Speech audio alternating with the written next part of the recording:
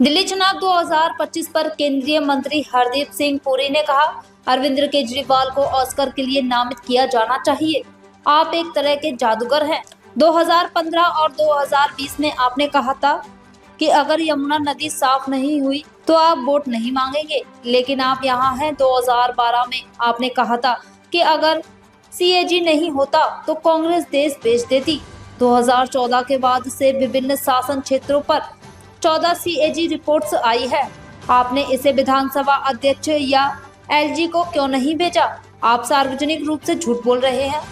किसमें? केजरीवाल जी में? हाँ, मैंने तो आपको बोला केजरीवाल जी को तो जो एकेडमी होती है ऑस्कर्स की, वहां पे रियली नॉमिनेट करना चाहिए with a straight face.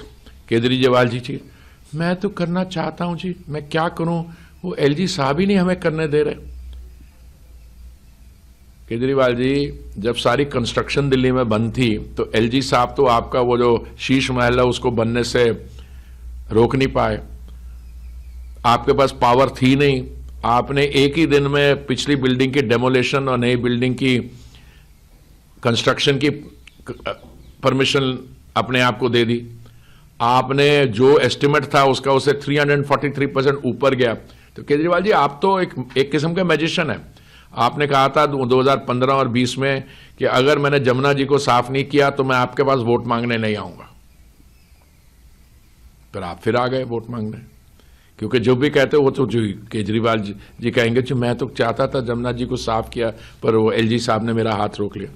Kejriwal जी, आपने 2012 17 नवंबर को यह भी कहा था कि अगर सीएजी ना होता तो कांग्रेस पार्टी ने देश को बेच दिया होता।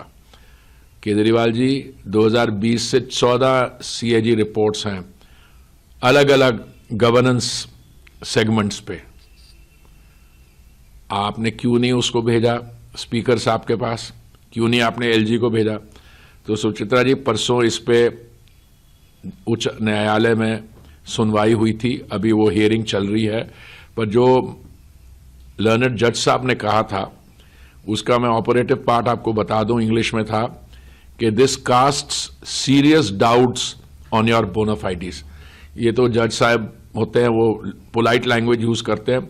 हमारी ऑर्डिनरी पॉलिटिकल लैंग्वेज में इसका मतलब है आप सरेआम झूठ बोल रहे हो और आपने